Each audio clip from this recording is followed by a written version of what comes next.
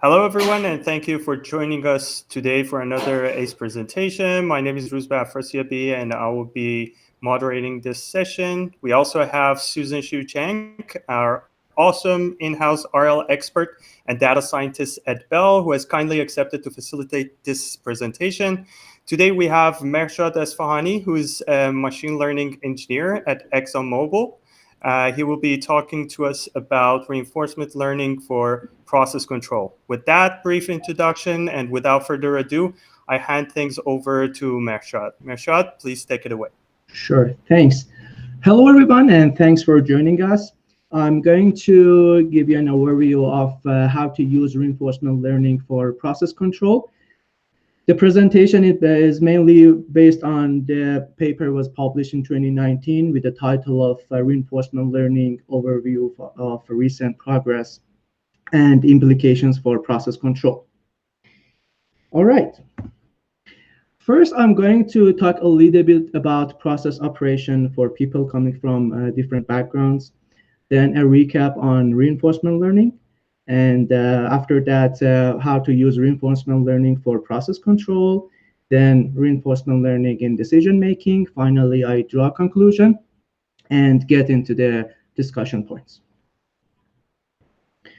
Okay, the goal of process operation is optimally manage material, energy, and information in a flexible, reliable, and cost-effective manner. So decision making for process operation is usually conducted in two levels.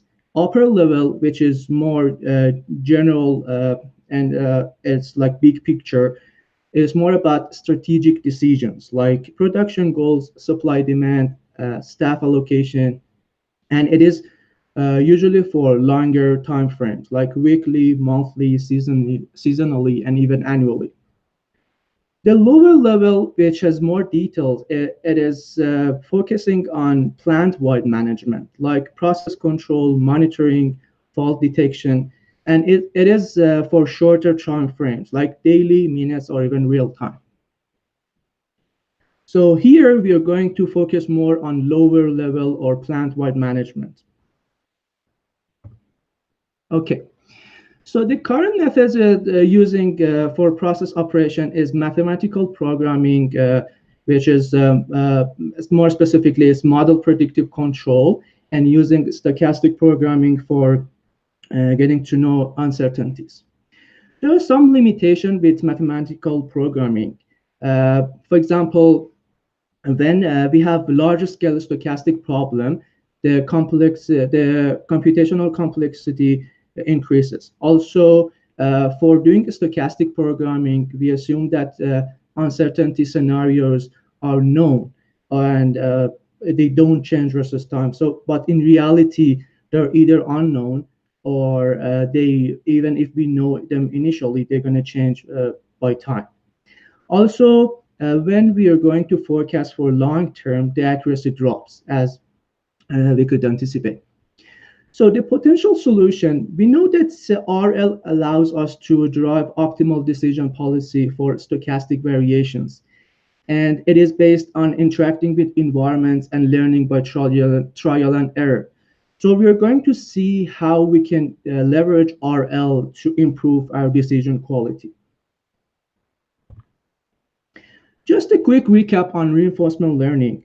We know that reinforcement learning agent has the goal of learning the best way to accomplish a task through trial and error and interacting with environment to learn.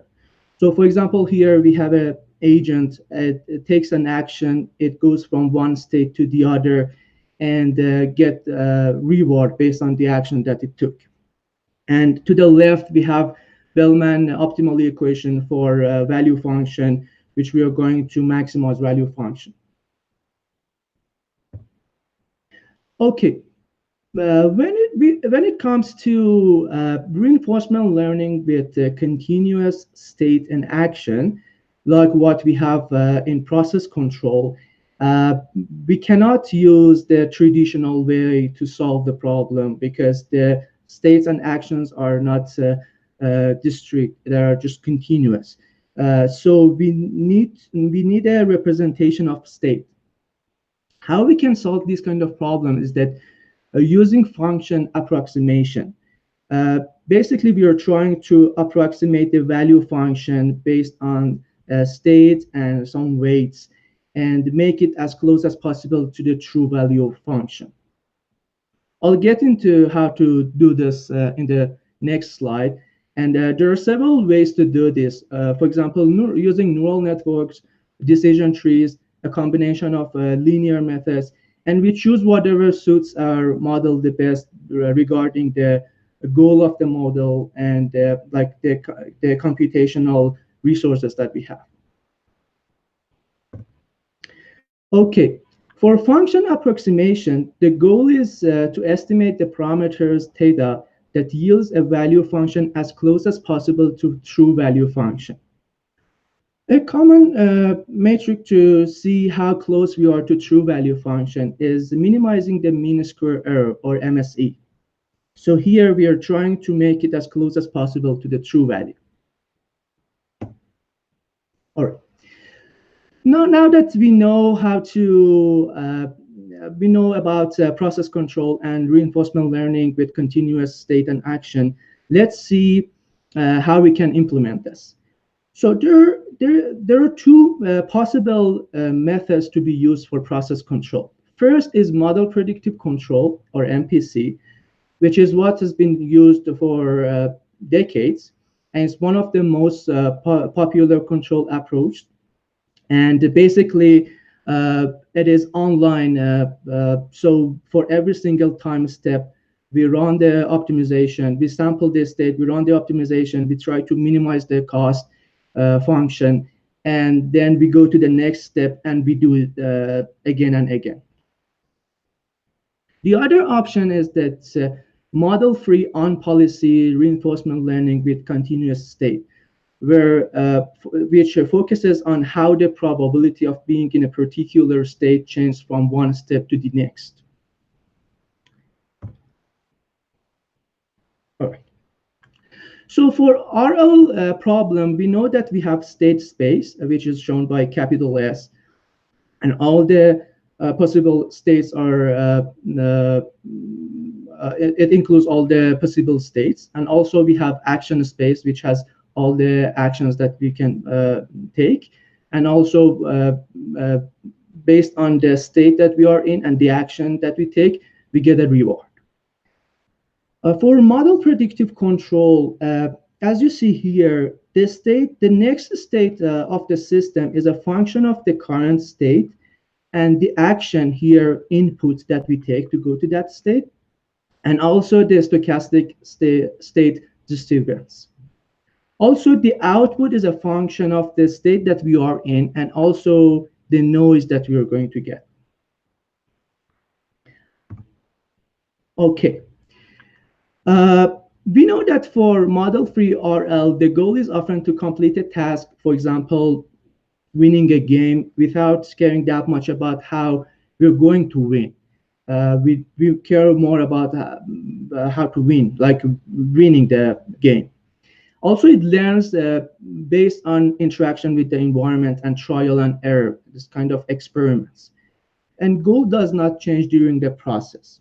On the other hand, model predictive control cares very much about how to go from one state to the other, and it tries to find the shortest and the best path to go from one state to the other.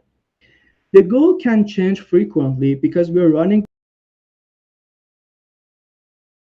model in every single time step. So we have the freedom, the flexibility to change the goal. And the system model is developed through combination of principles like mass and energy balance. All right. So we know that RL agent learns by trial and error. So because it learns by trial and error and it basically doesn't need any training data, we have to let the agent to fail to learn, right? So because if it has to fail to learn and interact with the environment.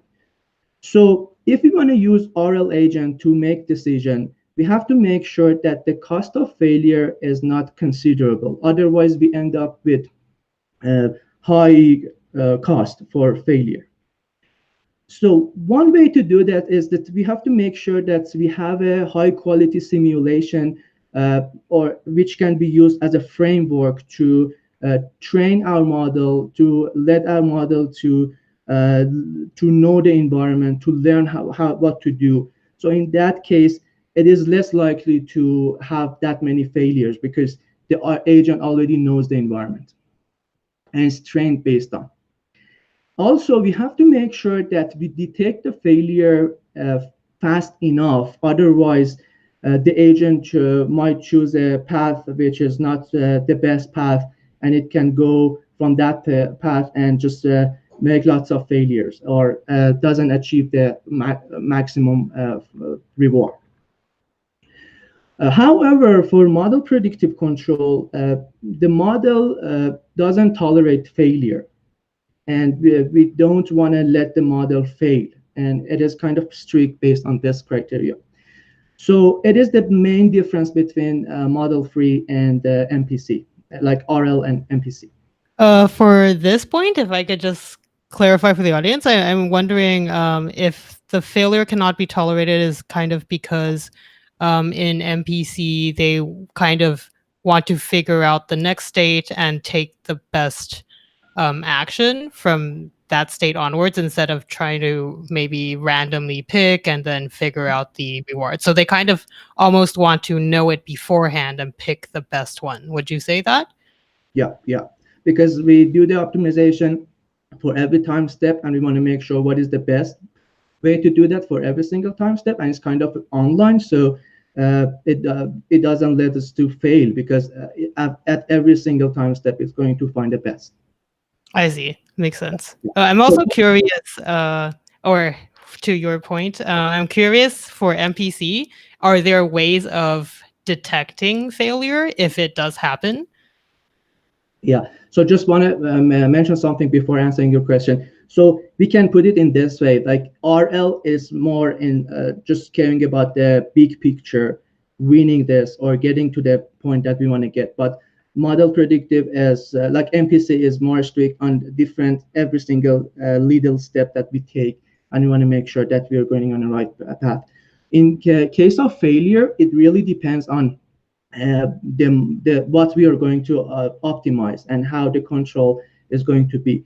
So because in MPC we can have different constraints for inputs and outputs. For example, we want the temperature to be between these limits, or like pressure between these limits. So failure can be defined in this way, like whether we can achieve the lowest cost or not, or whether we are within the range or not.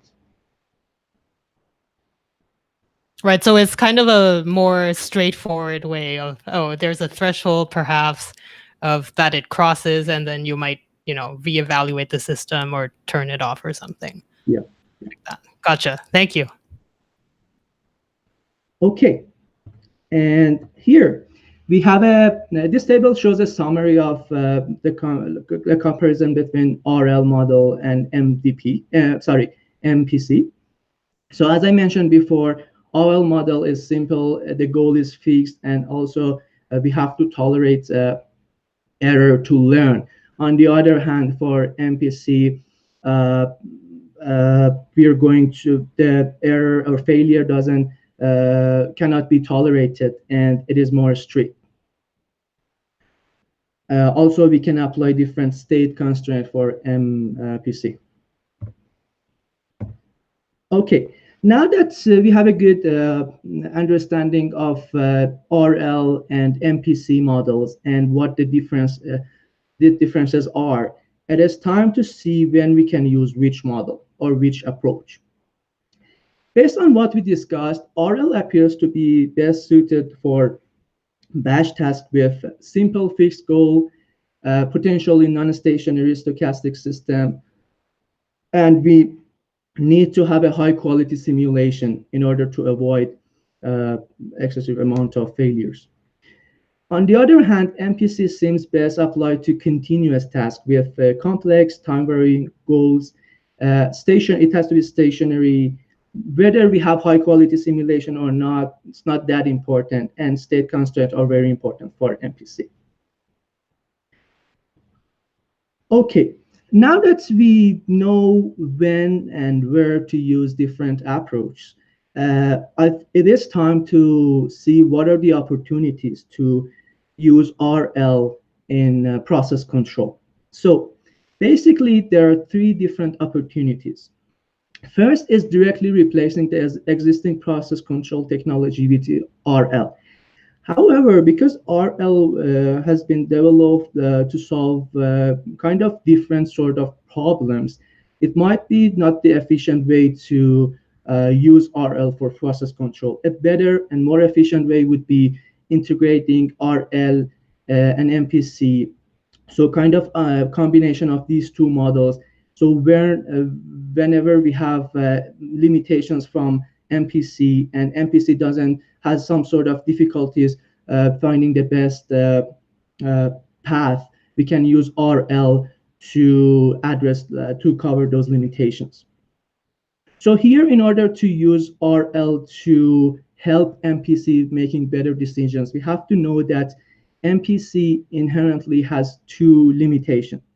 First is high cost of computation, which this computation goes dramatically high when the problem goes bigger and bigger, and it needs a lot of memory and computational resources.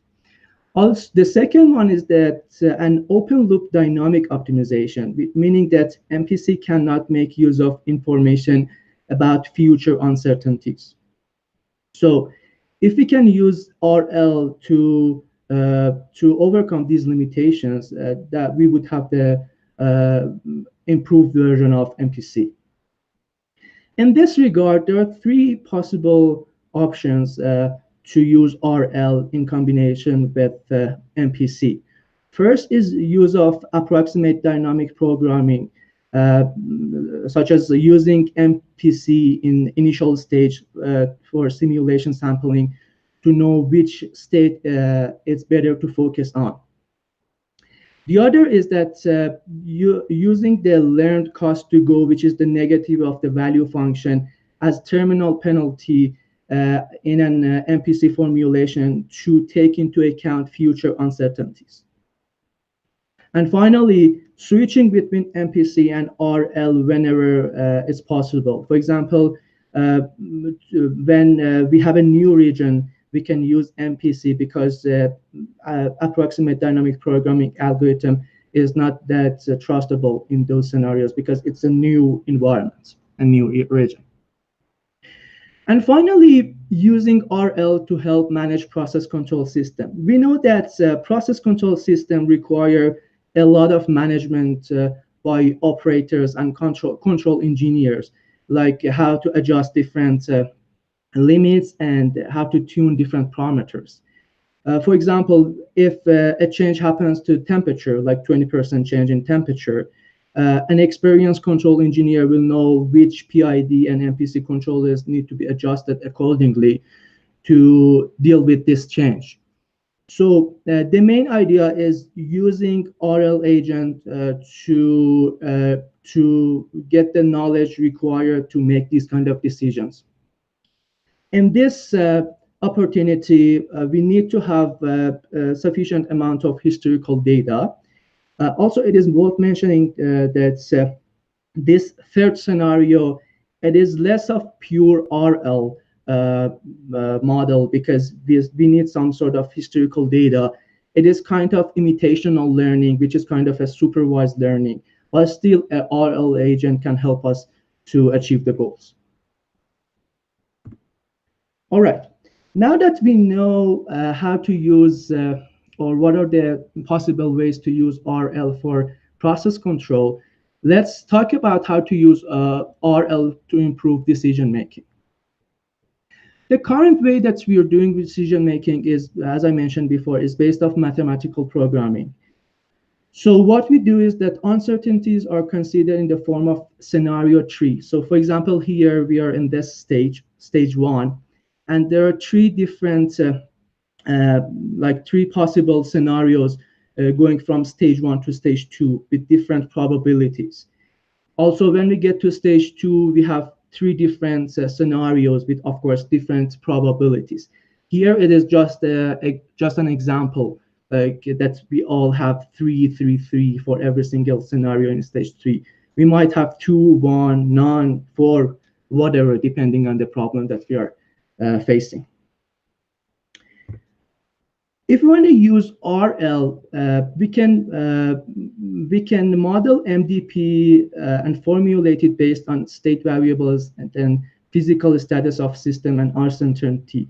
So it is kind of decomposing the multi-stage or multi-period problem into a sequence of period-wise problems. So we are in a state, we take an action, we go to the next step. Of course, for every single step, there are different actions available. And policy let us know what to do. All right. So based on what we discussed, it seems that mathematical programming is more favorable when we want to address realistic stage over constraint. But when we have to handle time periods under significant uncertainty, it's not that favorable, especially because it is tree-based. When the problem gets bigger and bigger, the computational complexity increases dramatically, which is not favorable. On the other hand, for reinforcement learning, by using reinforcement learning, we can effectively treat large problems. It is worth mentioning that even for reinforcement learning, when the dynamics is complex and we have so many constraints, the state space becomes very large, and still the computational feasible solution might be difficult to achieve. I guess I have a quick question here for the previous slide. So, for example, in reinforcement learning, in these kind of scenarios, sometimes the agent can learn by maximizing over kind of random rollouts or random playing. They don't need to, really need to go through all of the state spaces. In mathematical programming, is it more of an emphasis on knowing exactly all of the potential, I guess, branches or nodes? Or could it also have some sampling methods to also conduct MP? Yeah, so RL and mathematical programming could be similar in some ways and could be different in other ways. It depends the approach that we use for reinforcement learning. So MP, it is if we use dynamic programming, which is kind of considering all the possible states for one stage ahead and then make decision. And mathematical programming and reinforcement learning can be kind of similar. But if we use like temporal difference or TD learning, it is completely different because we are going to choose one step, we make decision, and then we get back and update everything.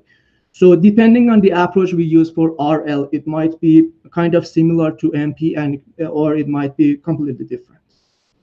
Oh, gotcha. Yeah, because I guess temporal difference learning kind of has a little bit of that time step component. Yeah. So sometimes there could be overlap. Actually, there's a question from the audience about, you could answer it after, or you could answer it here, about potentially using, I guess, MPC for market prediction. Or what do you think about that? Or if you want to answer it after, that is fine as well. For market, in order to see how we can attract more customers, something like this? I think it's stock market. Oh, stock market. It's a good question. I haven't thought about it, but I know that there's lots of reinforcement learning studies both in finance and trading in order to see what would be the best scenario to make decision and trading or like buying or selling different stocks.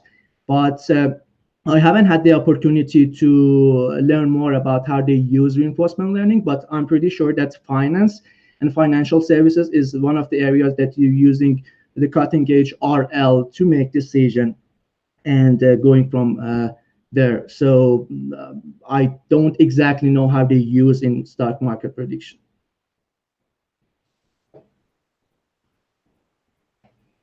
Awesome. They should answer their question. Thanks. Sorry, I couldn't help more. Okay. Here, okay. Here we have a comparison between Markov decision process and stochastic programming. So as I mentioned before, stochastic programming is limited to the problem of only a modest number of scenarios, because when the problem gets bigger and bigger, the complexity increases. So we can use MDP to kind of improve this. And the best scenario seems to be a combination of MDP and stochastic programming to improve the decision quality. All right. So we know that RL agent has the potential to perform any task that requires knowledge and experience based on interacting with the environment and learning by trial and error. And also based on what we discussed, we can say that RL technology has the potential to significantly impact both theory and application of using RL for process control and decision making.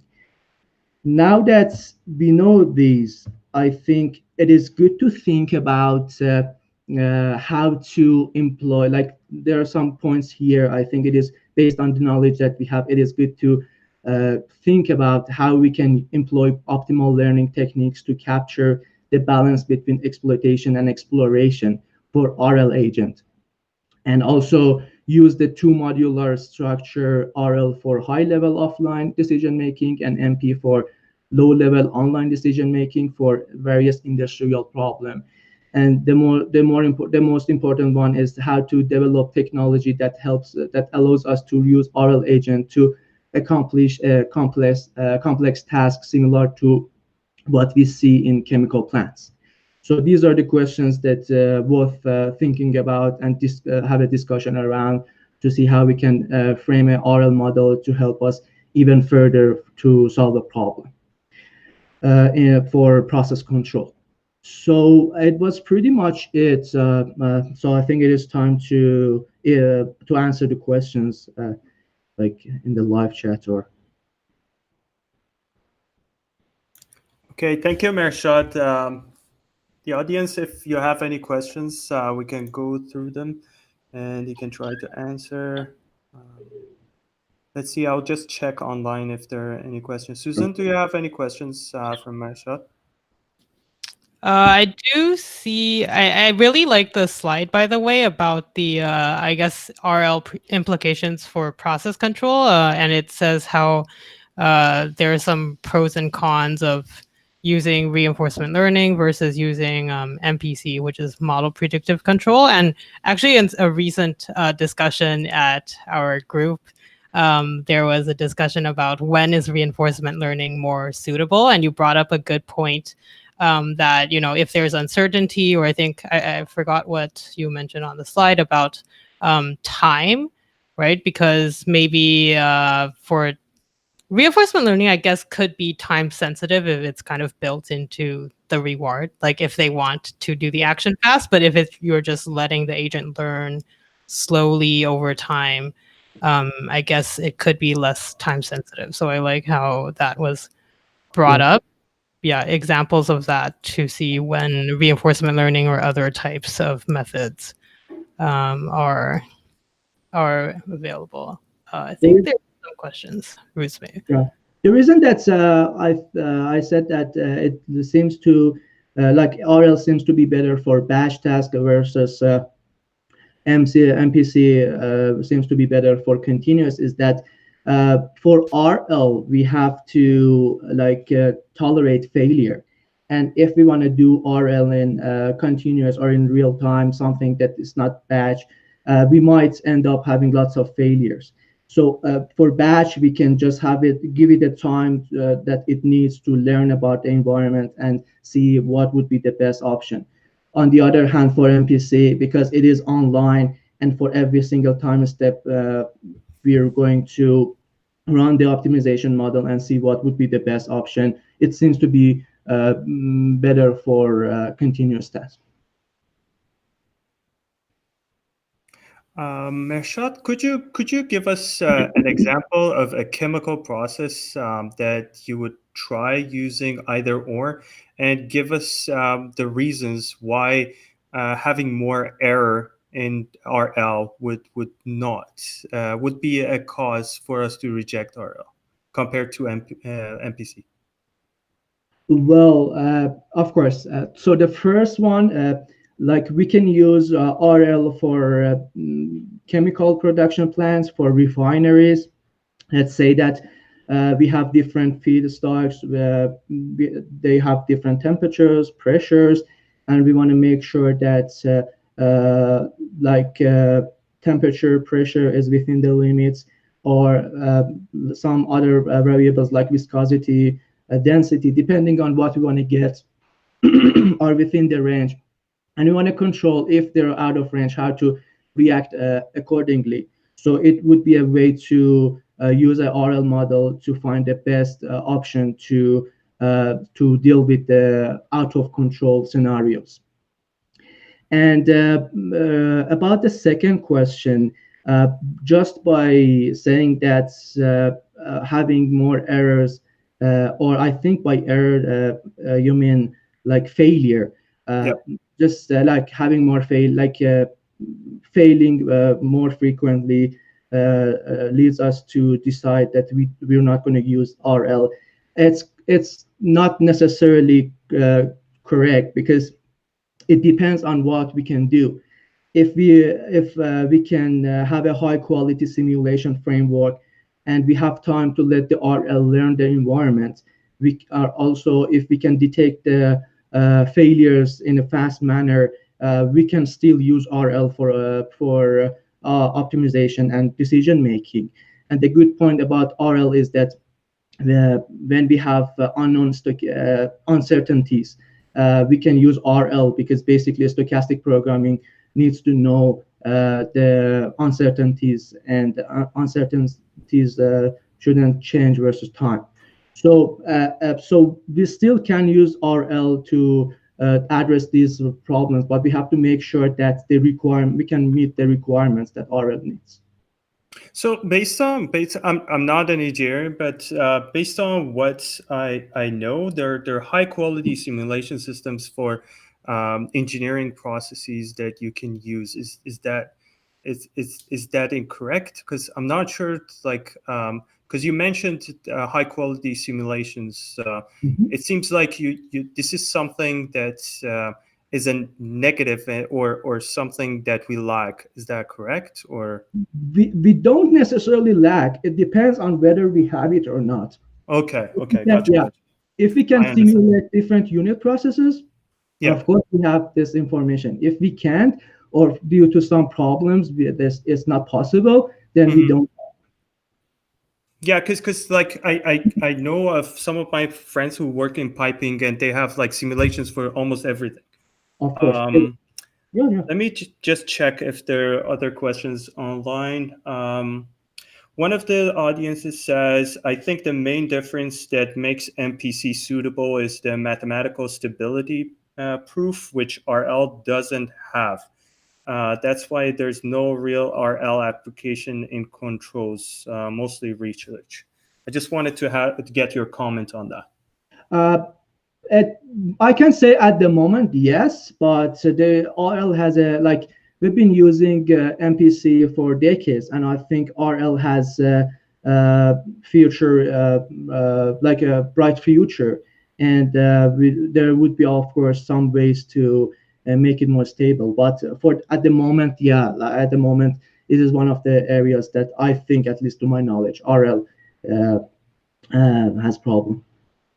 Another question they're saying, since the state and action space are continuous, do people generally prefer policy gradient based RL methods in MPC?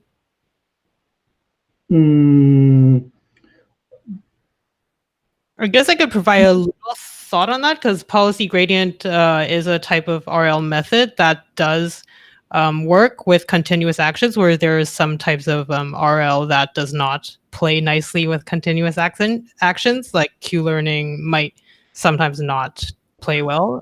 But policy gradient, I would say, comparatively is useful for continuous action spaces and I guess states as well. But because I'm not such an expert in the world of process control itself, so I don't know if it's currently being used or not. But theoretically, I would say it could be.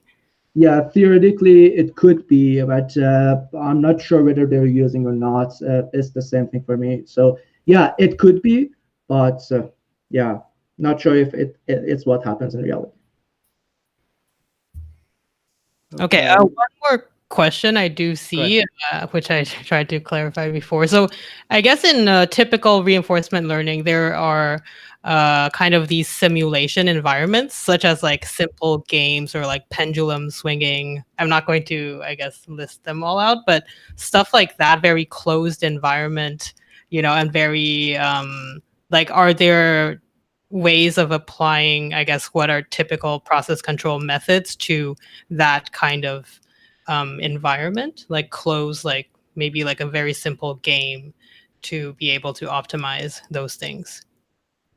So do you mean whether we can use a framework to have an idea about the environment? Is that what you're asking? Or I guess process control techniques that are currently being used in like plants or whatnot, could they also be applied to maybe playing like very simple games? I think is the gist. It could be, depending. Yeah, it could be. But the thing is that what we're using right now is like we're using different controllers to see how different variables are changing. And also we're trying to monitor every single unit process. So if for like as an initial point, yes, we can, but I think more complex and sophisticated environments and the simulation framework is required to make sure that you're finding the best path and best policy.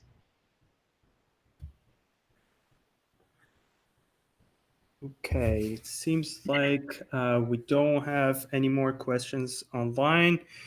So with that, I would like to thank Mehrshad, Susan, and all of those who joined us today. Thanks, everyone, and have a great night.